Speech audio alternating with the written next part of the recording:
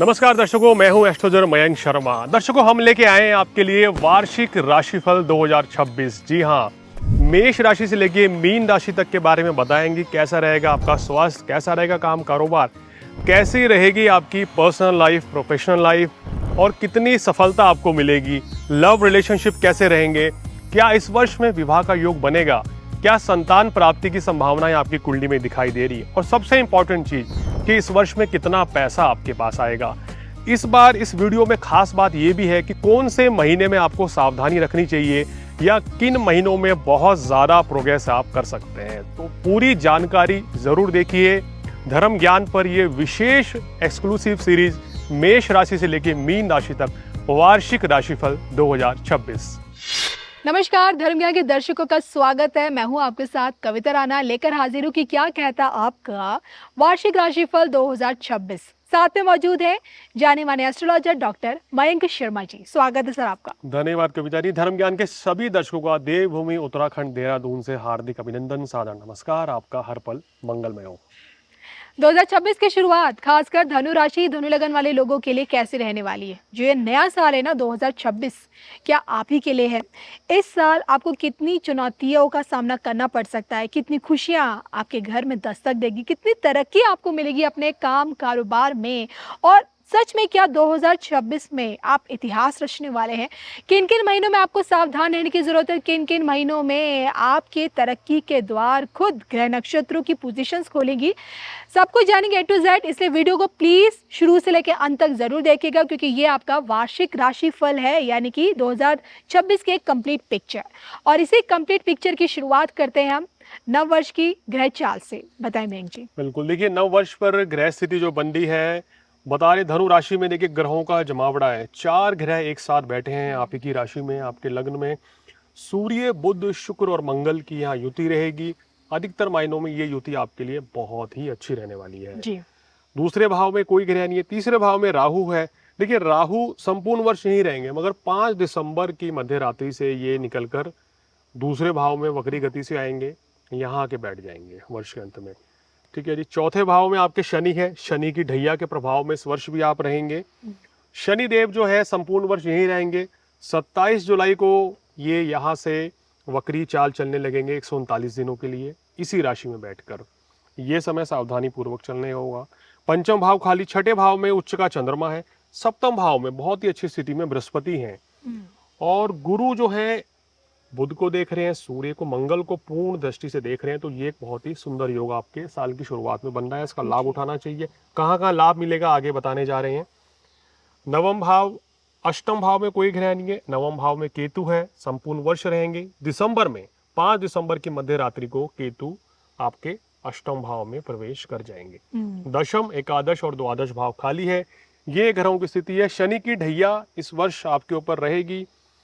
गुरु का शुभ फल आपको 2 जून तक पूरी तरीके से मिलता रहेगा, लेकिन 2 जून से लेके मिड नवंबर तक गुरु अष्टम में रहेंगे। तो ये समय थोड़ा सावधानी पूर्वक चलने का रहेगा। तो मेरा मानना है कि एक बहुत अच्छी शुरुआत करने जा रहे हैं आप।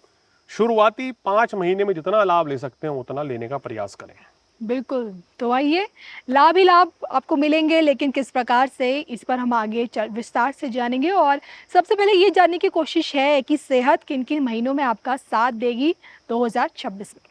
देखिए सेहत की बात करें तो शनि की तीसरी दृष्टि आपके रोग ऋण शत्रु भाव पर पड़ रही है, और चतुर्थ ढैया है। तो यहाँ पर ये चतुर्थ ढैया अक्सर सेहत को ज़्यादा प्रभावित करती है, और अष्टम ढैया कर्म भाव को प्रभावित बहुत ज़्यादा कर देती है, क्योंकि शनि की तीसरी दृष्टि जो है वो सबसे ज़्यादा हम कहते हैं कि परेशान करती है। तो आपको इस वर्ष में भी अपनी सेहत का थोड़ा सा ध्यान रखना चाहिए। छोटे मोटे हेल्थ इश्यूज अगर हैं तो उस पर लापरवाही ना करें, डॉक्टर को दिखाएं तो बेहतर रहेगा। अन्यथा तो छोटी छोटी बीमारी कब बड़ा रूप ले लें तो ये कह नहीं सकते। तो इसलिए लापरवाही सेहत को लेके संपूर्ण वर्ष नहीं रखनी है, ये चीज़ आपको ध्यान देनी है। वर्ष की शुरुआत में लगन में सूर्य, बुध, मंगल और शुक्र की स्थिति है। तो ये आपके लिए कहना चाहिए जनवरी का महीना, फरवरी का महीना आपके लिए काफ़ी अच्छा रहेगा सेहत के लिहाज से। कुछ एक मेरे को दिखाई दे रहा है कि 15 मार्च से 15 अप्रैल आपको शारीरिक कष्ट ज़्यादा दिखाई दे रहा है जी। उस समय आपको थोड़ा ध्यान देने की ज़रूरत है। और उधर एंड में सितंबर में 18 सितंबर से लेके 12 नवंबर तक जब अष्टम भाव में मंगल नीच के रहेंगे, उस समय पे भी थोड़ा सेहत का ज़्यादा ध्यान रखना होगा। तो ये वो समय है कि आप अपनी हेल्थ का ध्यान रखेंगे तो चीज़ें फिर बेहतर रहेंगी, खराब नहीं होंगी। बिल्कुल। मयंक जी, ये तो बात हुई इनकी हेल्थ को लेकर, लेकिन अगर बात करें इनके रिश्तों के लेके, तो 2000 नया साल यानी कि 2026 कितनी नए रिश्तों से इनको जोड़ रहा है। हम धनु राशि के बारे में बात कर रहे हैं, तो क्या लगता है प्रेम प्रसन्न वैवाहिक जीवन इस पूरे साल इनका कैसा रहेगा? अपनों के साथ कितना क्वालिटी समय ये बिता पाएँगे? देखिए, वर्ष की शुरुआत तो काफ़ी अच्छी दिखाई दे रही है संबंधों के लिए। सप्तम भाव में गुरु हैं, 2 जून तक तो वैवाहिक जीवन में कोई बड़ी परेशानी, दिक्कत नहीं आ रही है। जी।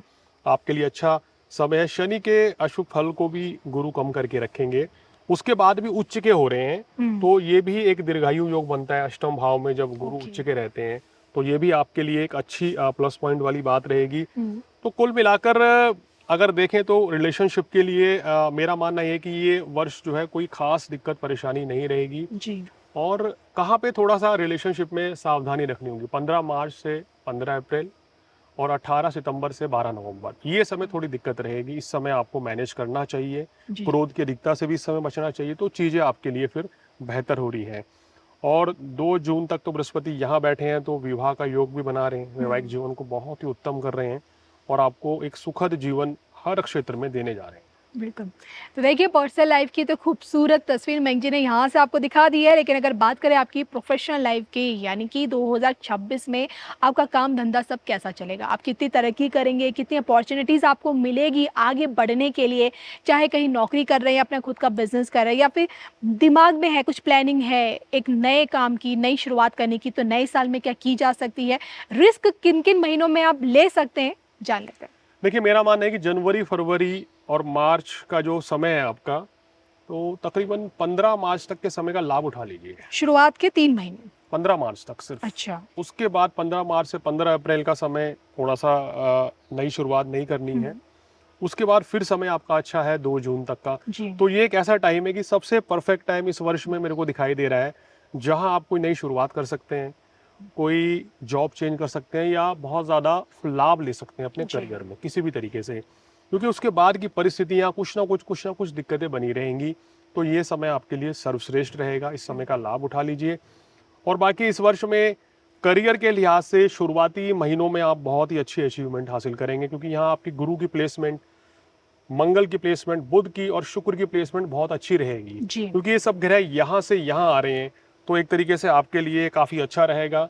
और 27 जुलाई को जब शनि वक्री होंगे, तो वहाँ से थोड़ी सी चिंता परेशानी बढ़ेगी, जी। क्योंकि शनि वक्री है तो कार्यस्थल पे कोई दिक्कत परेशानी या व्यवधान, अड़चने आना, किसी कार्य में मन ना लगना, मानसिक तनाव रहना, इस तरह की चीज़ें आपको फेस करनी पड़ेंगी। तो वहाँ थोड़ा सावधानी रखनी है। तो इसलिए जो भी कुछ करना है शुरुआती 4-5 महीनों में, जून तक कर लीजिए, 2 जून तक, तो ये समय आपके लिए ज़्यादा परफेक्ट है नई शुरुआत के बिल्कुल। लिए।